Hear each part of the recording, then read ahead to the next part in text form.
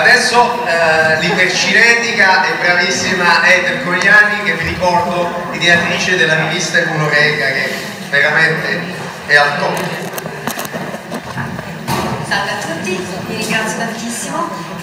Allora, noi abbiamo parlato di equilibri con la dottoressa Musa, degli equilibri del microbioma. Quello che a noi ci interessa degli equilibri è intanto che non esiste un equilibrio più importante di un altro.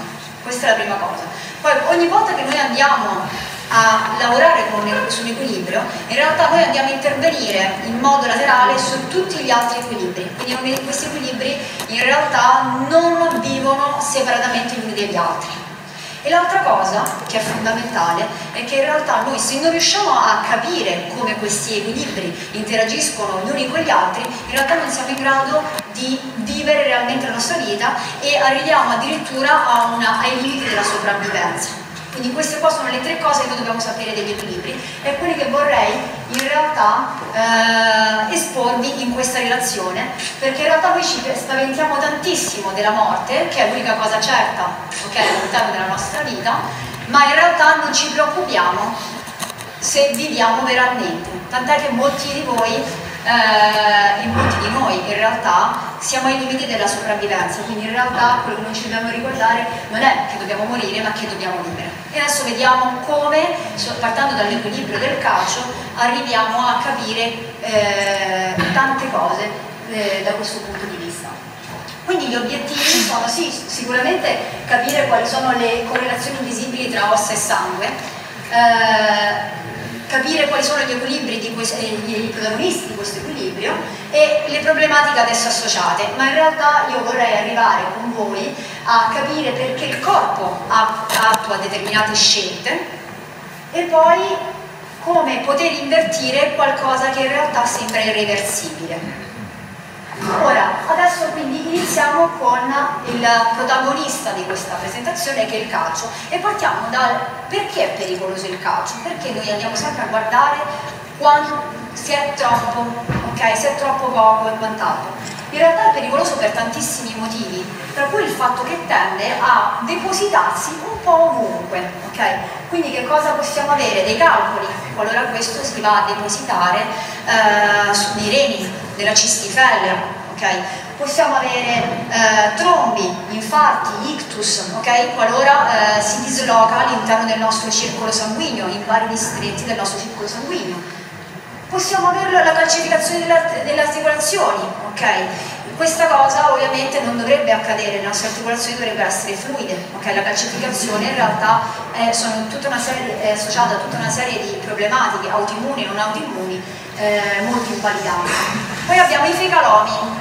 I fecalomi praticamente è una fusione, okay, tra calcio e feci. Essenzialmente si formano questi ammassi che hanno difficoltà a transitare all'interno del nostro intestino e danneggiano la parete intestinale e lo squilibrio diciamo della flora viene fortemente diciamo incentivato. E poi abbiamo i depositi in occhi, orecchie e quant'altro. Okay? Capita molto spesso che ci sono dei depositi di calcio nel cristallino, oppure gli ossicini dell'orecchio praticamente hanno una struttura di osso sovrapposto e quindi praticamente c'è un'ipoacusia, quindi una difficoltà ad osservare. Quindi abbiamo visto ad ascoltare. Quindi noi abbiamo visto perché è pericoloso il calcio. Ma adesso cerchiamo di capire perché è utile il calcio, cioè, allora perché il corpo dà accesso a questo elemento che tra l'altro è l'elemento, il minerale più importante all'interno del nostro corpo, quindi nonostante sia tra quelli che crea più danni in assoluto. Intanto è responsabile della mineralizzazione dell'osso, quindi il nostro osso in realtà è prevalentemente formato da calcio. Ma non è solo questo, in realtà è responsabile anche della coagulazione del sangue, quindi se non ci fosse il calcio in realtà ogni ferita che noi ci facciamo diventerebbe assolutamente un'emorragia. Poi abbiamo il rilascio ormonale, in realtà in assenza di calcio o in una carenza di calcio i nostri ormoni hanno difficoltà ad essere rilasciati, quindi magari le nostre ghiandole le producono ma non riescono ad andare in circolo, a funzionare. Poi abbiamo la trasmissione sinaptica. Che cos'è? ovviamente. Il nostro sistema nervoso, ok, è composto da neuroni. La trasmissione sinaptica semplicemente è la comunicazione tra due neuroni che avviene grazie a una differenza di calcio che si crea, ok, all'interno del terminale del neurone e permette il rilascio di neurotrasmettitori. Quindi diciamo che senza il calcio i nostri neuroni non possono comunicare e quindi noi ci sentiamo addormentati, rallentati e riusciamo, praticamente gli stimoli ci arrivano con molta più lentezza. Contrazione muscolare, ok? La contrazione muscolare è regolata da tutta una serie di minerali, tra cui il calcio. La regolazione dell'espressione genica. Noi parliamo tanto di epigenetica e quant'altro, in realtà ci sono tutta una serie di intermediari dell'espressione genica all'interno della cellula, tra cui c'è anche il calcio, perché in assenza di calcio, anche se la cellula riceve il segnale, in realtà non è in grado di rispondere a quel segnale. Ma in realtà l'ultima funzione è una delle più importanti, che è la stabilità del pH sanguigno. La stabilità del pH sanguigno praticamente è preposta alla nostra sopravvivenza. In presenza di una fluttuazione eccessiva del pH all'interno del nostro sangue, in realtà noi potremmo morire, ok? Anzi moriamo. Quindi dobbiamo capire, ok, come il nostro corpo riesce a gestire questo elemento sia così pericoloso sia così utile, in modo che, diciamo, limiti i danni e aumenti la sufficienza all'interno del corpo. Ora, continuiamo il discorso. Ma quindi, che cosa rende veramente pericoloso il calcio? Un suo eccesso o il fatto che viene dislocato in modo errato all'interno del nostro corpo? Partiamo da una cosa, il corpo ha una priorità riguardo al calcio ed è questa: mantenere una concentrazione sanguigna di calcio adeguata per svolgere tutte le funzioni vitali, ma la parola chiave è questa che viene: a tutti i costi, cioè nel senso lui ha bisogno del calcio, ok? A tutti i costi, cercherà in tutti i modi di reperirlo in qualsiasi modo, ok? E questa cosa in realtà è la parola chiave in tutta quanta la relazione. Quindi come il corpo gestisce il calcio? Provvede a un costante rifornimento e a un regolare smistamento, in modo che appunto cerca di limitare i danni che questo elemento può creare all'interno del corpo. Ovviamente a questo equilibrio sono preposti tantissimi organi, ormoni, il calcio viene estratto dal cibo, dall'acqua e quello che viene gestito tutto questo attraverso 4 meccanismi che vedremo tutti e 4 singolarmente e vedremo che ad esempio il meccanismo numero 1 viene attivato da un ormone che si chiama paradormone e che si attiva in presenza di bassi livelli di calcio all'interno del sangue. Quindi questi livelli di calcio stimolano le parotiroidi a produrre il paradormone, che ha il compito di staccare il calcio che serve dalle ossa, in modo che quelle che sono le riserve di calcio vengano in soccorso alla nostra esigenza contingente. Però quello che succede in realtà è che interviene il paradormone, va a stimolare anche i reni nella produzione di vitamina D attiva, che a sua volta va a stimolare l'assorbimento di calcio dall'intestino e dai reni, per ovviamente andare in soccorso, ok, a questa esigenza massiva di calcio. Gli altri 2 meccanismi invece sono quelli di escrezione renale e di deposito osseo, che invece si attivano quando il calcio è troppo, ok? E quindi noi abbiamo che gli alti livelli di calcio vanno a stimolare le cellule C della tiroide a produrre calcitonina. E questa praticamente che cosa fa? Incentiva, ovviamente c'è troppo calcio nel circolo, incentiva il deposito di calcio nelle ossa in modo da rimpinguare le nostre riserve e ovviamente quello che non riesce a regolare nelle ossa viene espulso attraverso i reni e viene ovviamente ridotto anche l'assorbimento a livello intestinale, ce n'è troppo di calcio quindi non c'è bisogno e quindi noi ci ritroviamo a ritornare in equilibrio. E questo è come funzionano i 4 meccanismi separatamente. Ma vediamo in realtà in sinergia come si muovono. che in realtà, se si parla di equilibrio, esiste una sinergia tra tutti questi veicolatori dell'equilibrio, e quindi vediamo che bassi livelli di calcio stimolano appunto le paratiroidi, appunto il paratormone, che inizialmente ha come funzione principale quella di staccare il calcio dalle ossa, ma in realtà lui praticamente immediatamente chiama subito in aiuto un altro ormone che è la vitamina D, ok?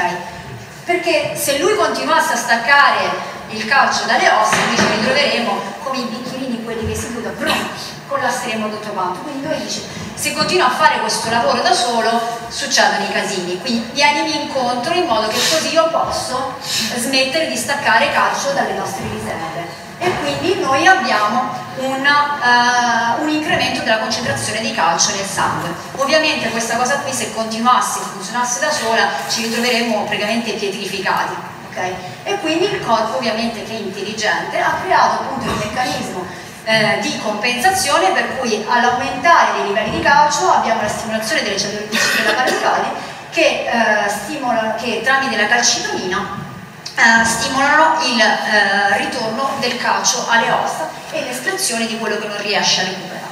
E questo è in realtà il vero equilibrio, la vera magia che avviene nel nostro corpo. Ma avviene? In realtà c'è un ingrediente segreto di cui non abbiamo parlato: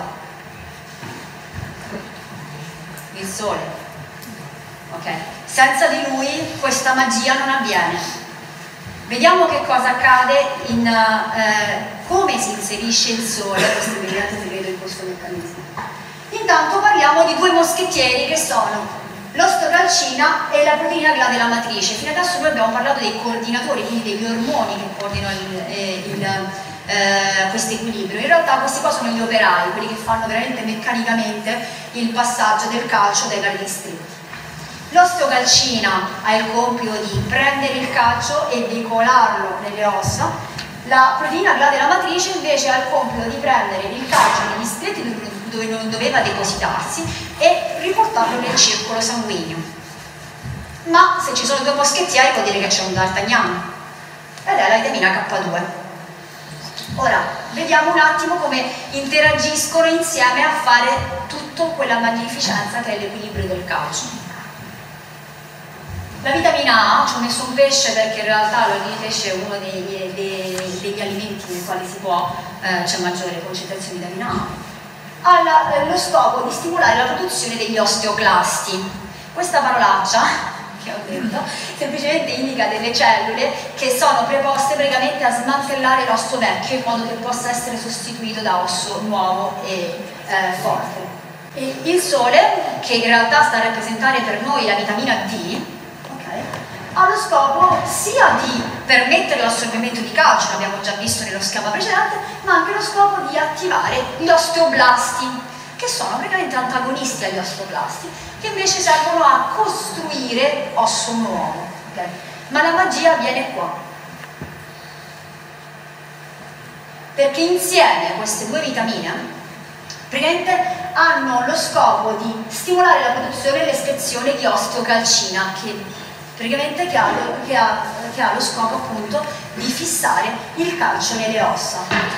Ma questa osteocalcina da sola non ce la fa a farlo se non è presente anche la vitamina K2 che ha lo scopo di attivarla. Ok? Ci siete? Mi seguite? Allora, vediamo come questo schema qui si va a comporre nello schema precedente. Allora, abbiamo che la vitamina A, okay, aiuta, sotto stimolo del paratormone, aiuta il corpo a reclutare calcio quando serve. Poi noi abbiamo che la vitamina D invece aiuta il corpo a assorbire calcio dagli alimenti, dall'acqua e quant'altro. Insieme queste due vitamine vanno a stimolare la produzione di osteocalcina, che serve quindi per fissare il calcio nelle ossa. Però non riescono a farlo se non è presente la K2 che attiva la proteina che di cui hanno stimolato la produzione. Ritorniamo alla nostra priorità, perché noi ancora dobbiamo dobbiamo trovare ancora dove c'entra il sole e che cosa crea la mancanza di sole. La priorità abbiamo detto che era sempre mantenere una concentrazione sanguigna di calcio, ok, sufficiente a tutti i costi, ok? Ora, se non c'è il sole, intanto abbiamo visto, guardate che cosa è successo alla nostra immagine, non esiste più l'assorbimento di calcio dai reni e dall'intestino. Perché? Perché il paratormone continua a stimolare i reni a produrre vitamina D attiva, ma in assenza di sole in realtà non esiste il precursore di quella vitamina D attiva, che in realtà avviene nella nostra pelle la sua produzione e avviene proprio grazie al sole. Quindi manca la materia prima perché quel segnale venga tradotto in modo efficiente. Poi che cosa succede? Ovviamente, mancando la vitamina D, non può interagire insieme alla vitamina A, ok? A produrre ostocalcina e quindi non abbiamo più il recupero del calcio in eccesso nel circolo sanguigno. E quindi noi ci ritroviamo che anche le nostre ossa non vengono rifornite di nuovo materiale osseo. E quindi che cosa succede? Avete visto la differenza delle due diapositive? Oh, le nostre ossa si impoveriscono, ok? E tutto questo per mantenere fede a quella priorità a tutti i costi, okay? A tutti i costi, quella è la chiave di lettura. E questa in realtà, come avete visto, io sto introducendo in realtà una teoria che si chiama Triage Aging Theory. È difficile da tradurre in italiano, diciamo triage vuol dire smistamento, ok? In realtà il corpo ha delle priorità. La priorità sua è mantenerci in vita a tutti i costi. Il problema è questo, che siamo noi che dobbiamo dargli gli strumenti giusti per mantenerci in vita in modo decente. Quindi quello che rimane in tutto questo gioco è che praticamente si continua a staccare calcio dalle nostre riserve perché tutto il resto del meccanismo non viene sostenuto. Abbiamo tolto un solo fattore, il sole. È successo un patatrac. Ora, Triage Aging Theory, che cosa succede secondo questa teoria? Manca il calcio, non abbiamo sufficienza? Cominciamo a impoverire le nostre ossa. Manca il calcio, non abbiamo sufficienza? La nostra popolazione del sangue comincia ad essere meno efficiente. Manca il calcio? E allora il rilascio ormonale diventa meno efficiente.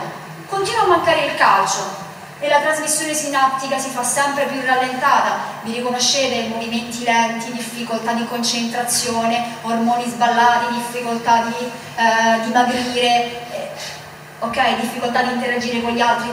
Noi viviamo nonostante tutto, La contrazione muscolare, quanti hanno difficoltà, crampi e quant'altro, difficoltà anche a livello di strutturare i propri muscoli. E poi noi abbiamo che la regolazione dei nostri geni viene a mancare, il tutto perché in realtà la priorità numero uno del nostro corpo è mantenere stabile il pH sanguigno, quindi quel poco calcio e l'unica funzione che viene mantenuta è quella che ci deve mantenere in vita, che è questa qua in realtà è la funzione più importante.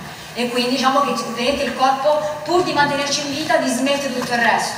Quindi che cosa dice questa teoria in realtà, la formulazione vera, diciamo? Gli equilibri sono fatti per garantire la sopravvivenza nel breve termine e quindi in caso di emergenza o carenza vitalità e longevità vengono sacrificate.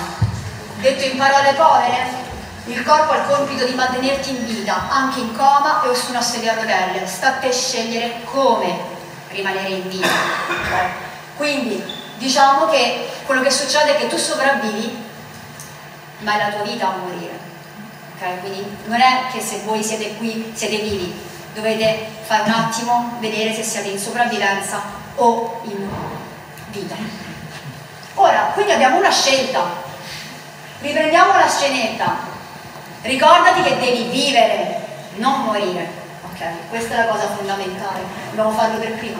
E questo, diciamo, io spero che questa cosa vi abbia fatto capire come in realtà noi abbiamo parlato dell'equilibrio del calcio, ma in realtà, se avete capito, è una cosa che è ben più grande dell'equilibrio del calcio. Se non sono riuscita a far passare questo messaggio, in realtà ho stoppato la presentazione.